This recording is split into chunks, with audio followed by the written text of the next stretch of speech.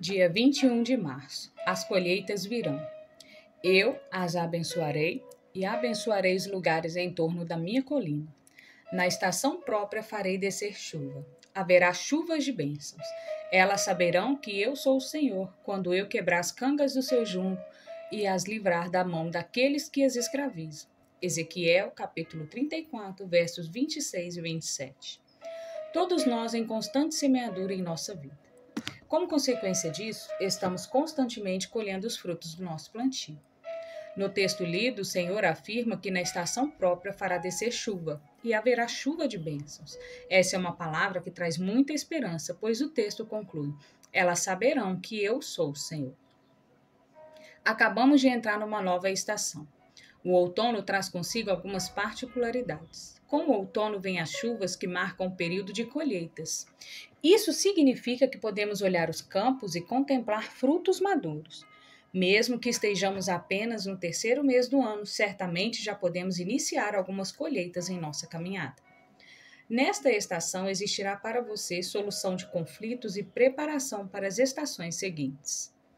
Ainda que você avalie sua realidade e pense que não há nada melhor para colher, quero dizer que já passei por muitos outonos que foram assim, sem ter o que colher, parecendo ser o fim.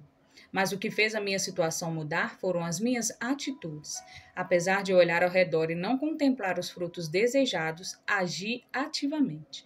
Atitudes são como sementes, e cada semente é uma promessa, deixando de ser promessa para ser uma realidade quando lançada na terra.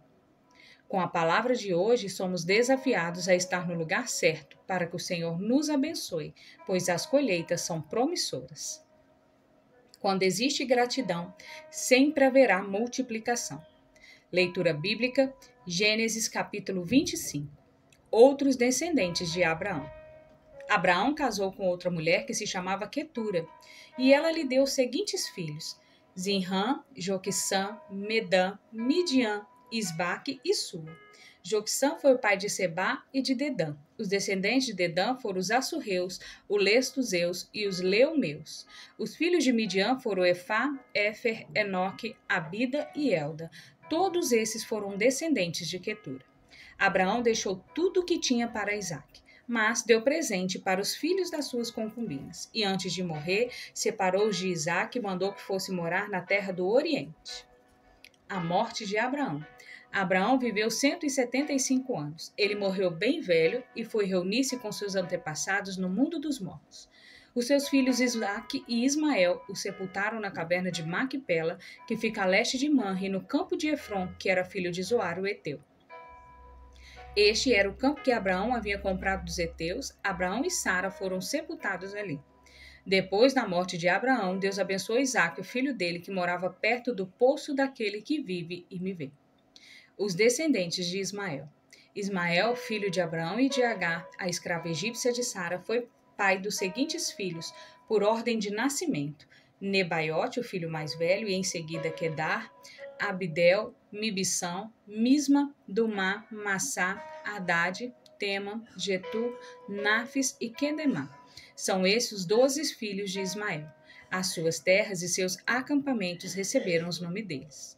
Cada um era chefe da própria tribo. Ismael tinha 137 anos quando morreu, indo reunir-se assim com seus antepassados no mundo dos mortos. Os descendentes de Ismael viveram na região que fica entre Avilar e Sul, a leste do Egito, ao longo da estrada que vai para a Síria. Eles viviam separados dos outros descendentes de Abraão. O nascimento de Esaú e de Jacó. Essa é a história de Isaque, filho de Abraão. Isaque tinha 40 anos quando casou com Rebeca, filha de Betuel e irmã de Labão. Eles eram arameus e moravam na Mesopotâmia. Rebeca não podia ter filhos e por isso Isaque orou a Deus, o Senhor, em favor dela. O Senhor ouviu a oração dele e Rebeca ficou grávida. Na barriga dela havia gêmeos e eles lutavam um com o outro. Ela pensou assim: por que está me acontecendo uma coisa dessas? Então foi perguntar a Deus, o Senhor, e ele respondeu: no seu ventre há 2 nações. Você dará à luz 2 povos inimigos. Um será mais forte que o outro, e o mais velho será dominado pelo mais moço. Chegou o tempo de Rebeca dar à luz, e ela teve 2 meninos. O que nasceu primeiro era vermelho e peludo, como um casaco de pele. Por isso lhe deram o nome de Esaú. O segundo nasceu agarrando o calcanhar de Esaú com uma das mãos, e por isso lhe deram o nome de Jacó. Isaque tinha 60 anos quando Rebeca teve os gêmeos. Esaú vende os seus direitos de filho mais velho. Os meninos cresceram. Esaú gostava de viver no campo e se tornou um bom caçador. Jacó, pelo contrário, era um homem sossegado que gostava de ficar em casa. Isaque amava mais Esaú porque gostava de comer da carne dos animais que ele caçava. Rebeca, por sua vez, preferia Jacó. Um dia, quando Jacó estava cozinhando um ensopado, Esaú chegou do campo muito cansado e foi dizendo: Estou morrendo de fome. Por favor, me deixe comer dessa coisa vermelha aí. Por isso puseram em Esaú o nome de Edom. Jacó respondeu: Sim, eu deixo, mas só se você passar para mim os seus direitos de filho mais velho. Esaú disse: Está bem, estou quase morrendo. Que valor tem para mim esses direitos de filho mais velho? Então jure primeiro, disse Jacó. Esaú fez um juramento e assim passou a Jacó os seus direitos de filho mais velho.